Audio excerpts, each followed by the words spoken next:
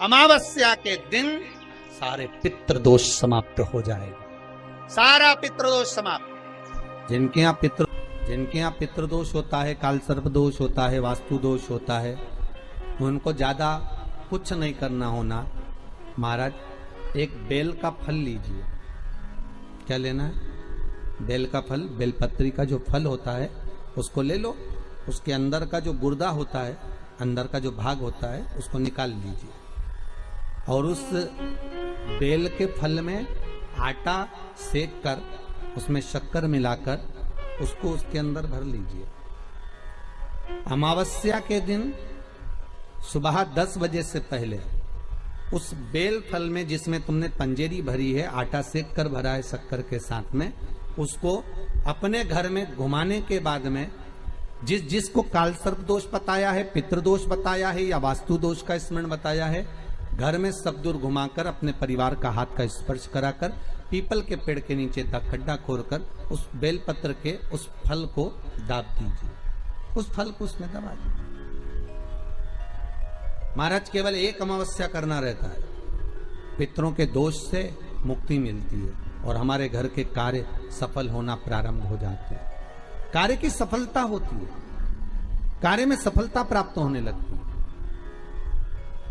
अमावस्या के दिन दोष काल में, प्रदोष के समय पर, प्रदोष काल में शाम के समय पर जाकर किसी भी नदी, तालाब, बावड़ी, कुआं, कहीं ना कहीं जो आपके पास में हो, वहां पर एक घी का दिया, बत्ती का मुंह दक्षिण की ओर कर कर अवश्य जला कर जाना। सारे पितृदोष समाप्त हो जाएगा, सारा पितृदोष समाप्त। अमावस्या के दिन किसी भी जलाशय के पास में, नदी, तालाब, बावड़ी, कुआं, जो आपके शहर में, आपके गांव में, आपके नगर में हो, वहां जाकर लगा दे। अगर नदी, तालाब, बावड़ी, कुआं नहीं है तो पीपल का वृक्ष हो या बेलपत्री का वृक्ष हो या बट का वृक्ष हो, उसके नीचे लगा दो प्रदोष काल में। पर अमावस्या के दिन लगाएं जरूर। क्यों?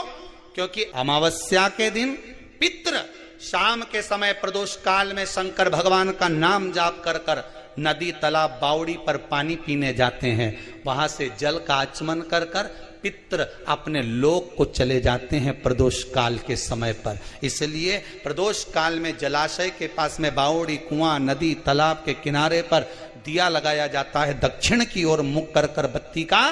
तो पितृ आशीर्वाद देते हुए जाते हैं कि फलो फूलो, आगे बढ़ो, उन्नति करो, तरक्की करो। ये पितरों का आशीर्वाद रहता है, पितरों का वर रहता है। आप देंगे उसको मिलेगा। पितृदोष है, ये आपको कैसे मालूम पड़ेगा?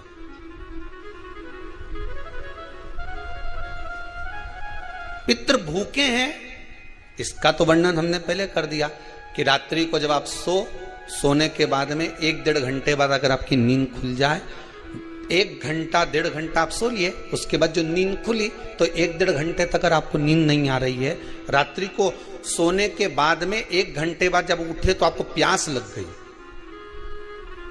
भूख लगने लगी, प्यास लगने लगी कि मेरे को पानी पीना पड़ेगा, घबराहट हो रही, पानी पीना पड़ेगा।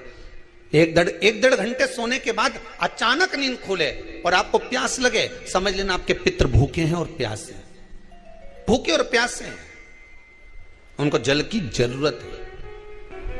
किसी भी नदी में, सरोवर में, कुंड में, बावड़ी में, तालाब में, आप तीर्थ में जाकर जब स्नान करते हैं तो स्नान करने के बाद एक काम का नियम बना लो कि अपने हाथ की अंजलि में जल लेकर अपने पूर्वजों को देना है। प्यासे रहते हैं, भाग मांगते हैं, प्राप्त करना। 3 वृक्ष पितरों के तुल्य हैं। पहला पीपल, दूसरा बट वृक्ष, तीसरा बेलपत्र का वृक्ष। ये पितरों के तुल्य हैं।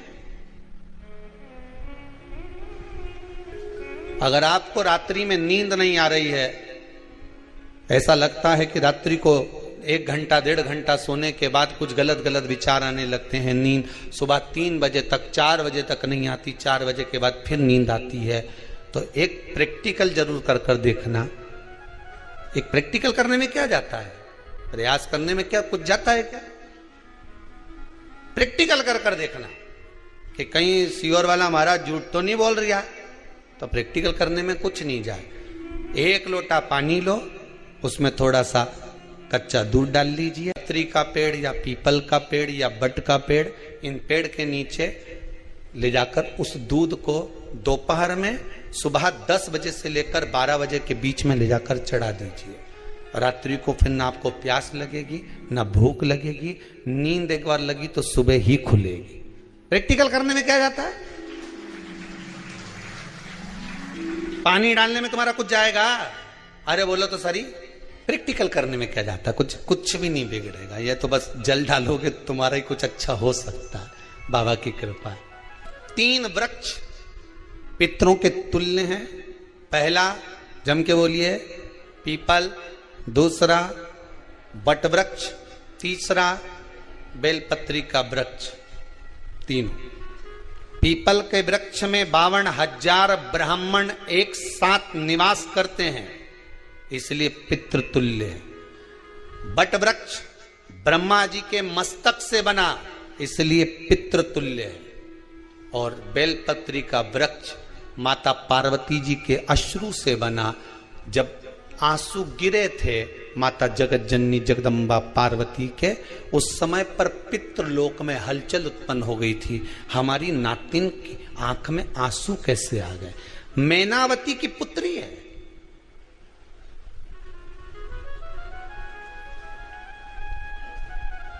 पितरों की नातिन, इसकी अश्रु कैसे गिर गए?